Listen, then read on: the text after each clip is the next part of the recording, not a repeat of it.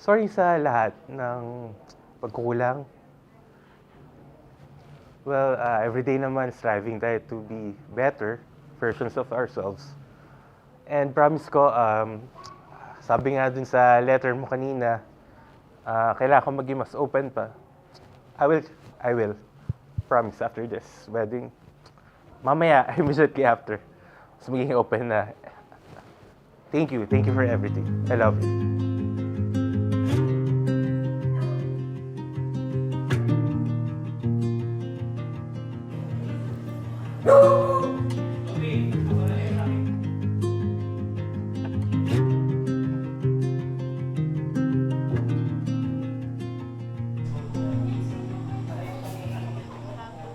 Cleaning on my clothes till I dream again. To be honest, hindi to love at first sight eh. Kasi parang gradual eh, parang process, ganun. Process yung naging love story namin. I think ang ganda nga ng timing nung pagkakilala namin eh. Una nga parang akala ko nga joke na parang talaga ba tunay yan na tunay yung sinasabi mo. We know how this goes. Maybe it's just something that you say. Everything means nothing. Okay lang, make up by siya yan, kahit umiyak. Oo. Thank you sa lahat ng sacrifices ninyo para sa amin. Thank you for giving us the way and a chance to study in college and choose the course we wanted. Kahit di nyo naranasan dahil sa ako lang ang sabi. Naalala ko paano, kailan tayo naging mas close nung nag-away kayo ni Ate Kat. Kasi magkatabi kayo matutulog. Ba't ka sa taas at katabi ko na kasi wala ka naman choice sa bahay natin. Shadows are talking, you wanna feel more. Trace your way back, walking down there. Lagi lang nandito si ate. Ngayon, pati si Jed for whatever you need. Payo man o support. Thank you sa pagtanggap kay Kuya Jed at sa pagtanggol sa kanya kapag napipikon ako. Kwento ko yun kay Jed at natutuwa siya sobra. Thank you sa lahat ng support, suggestions, and help mo. Lalo sa wedding namin at sa married life namin ni Jed. Tagal ko tuloy. Mixed emotions ako kasi parang iniwan ko pa yung babies ko. Pero nandito naman ako palagi. Naman pa yung babies.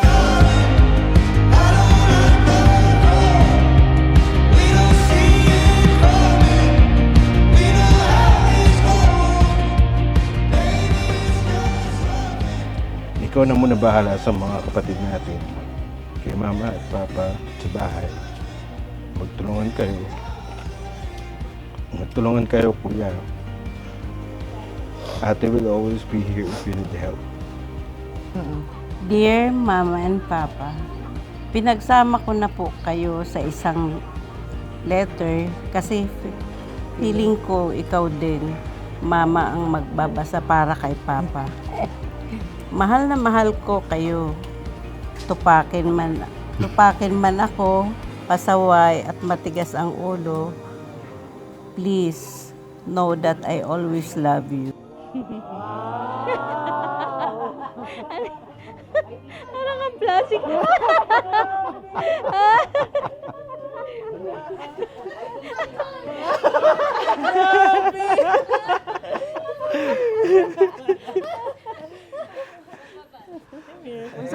Thank you kuya sa mga tulong mo sa family, sa good luck sa family mo rin na bubuhayin.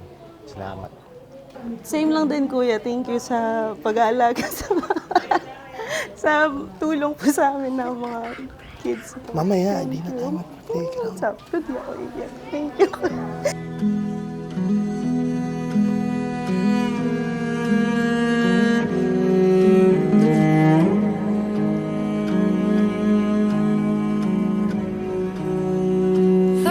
Congratulations and happy ako sa tinakbo ng karir mo. And I love you. Ayan, Miti. Thanks sa lahat. Thank you. Thank you rin.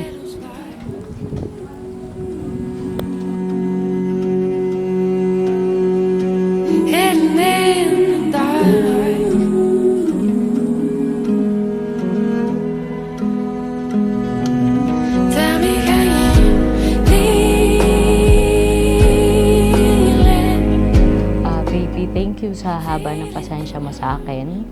And then, sorry dun sa mga topak or mga tampok ko. And promise ko na patuloy kong hahabaan pa siguro pasensya ko. Kahit mga 1% a day, siguro.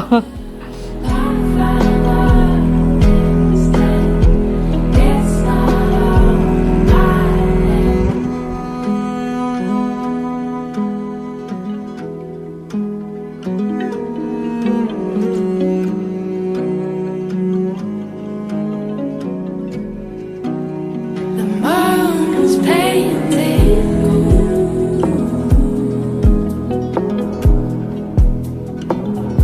Slowly learning how to hold what we love.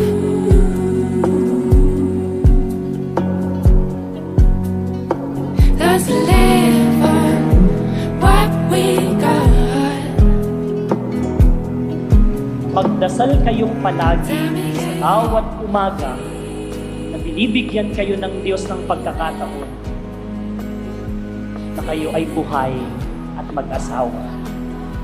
Magdasal kayong palagi sa mga pagkakataon na kayo'y ginagabayan at iniingatan ng Diyos sa kabila ng mga kinahaharap ninyong suliranin at pagsubok.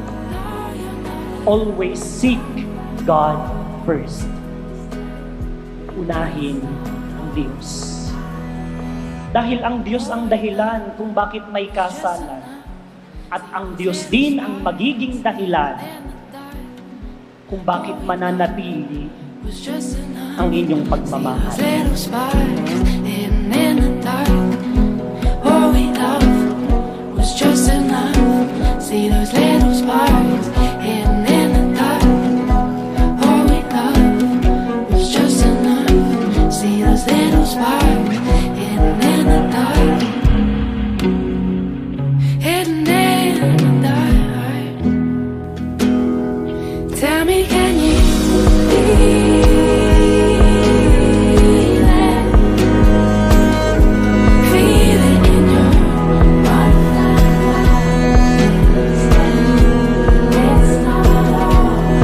even in the long dark days. Maria Sheila, bukal ba sa iyong loob ang iyong pagparito upang makaisang dibdib si Jed Aldous na iyong pakamamahalin at paglilingkuran habang buhay? Opo, Father.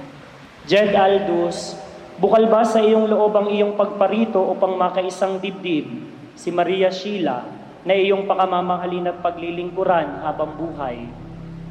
Opo, Father.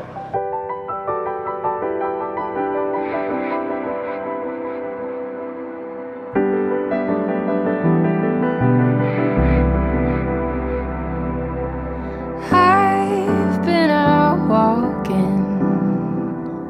Maria Sheila, Kailan may di kita pagtataksilan. isuot mo at pakaingatan Isuot mo at pakaingatan ang singsing na ito ang singsing na ito na siyang sangla na siyang sangla ng aking pag-ibig ng aking pag-ibig at katapatan. at katapatan. Jed Aldous, Kailan may di kita pagtataksilan.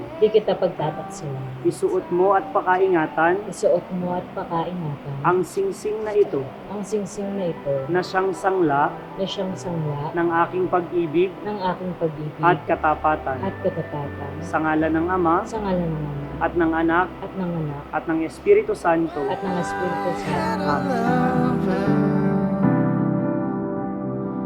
It's so hard to risk another these days. These days. Now if I seem to be afraid to live the life that I've made in song, well, it's just that I've been losing for so Dating magkaklase, naging magkaibigan, hanggang nagkaibigan. at ngayon nauuwi na sa kasalan. Well, I'll keep on moving. Things are bound to be improving these days.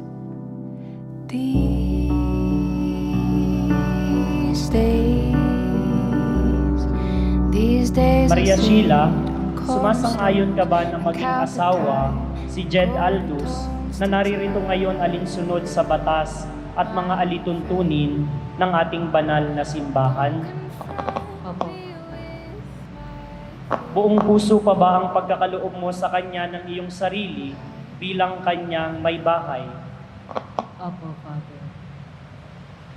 Nakalaan ka bang balikatin sa piling niya ang pananagutan ng buhay may asawa? It feels like driving on a Sunday with the windows down.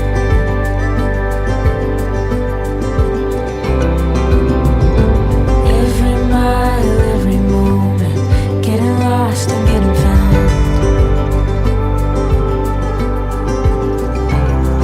Ikaw naman, Jed Aldous, sumasang-ayon ka ba na maging may bahay si Maria Sheila na naririto ngayon alinsunod sa batas at mga alituntunin ng ating banal na simbahan? Opo, Father. Buong puso pa ba ang pagkakaloob mo sa kanya ng iyong sarili bilang kanyang asawa? Opo, Father. Nakalaan ka bang balikatin sa piling niya ang pananagutan ng buhay may asawa? Opo, Father.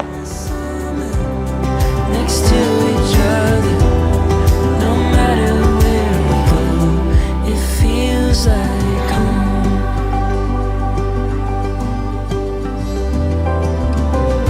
Chasing down a little magic where the sea meets sky.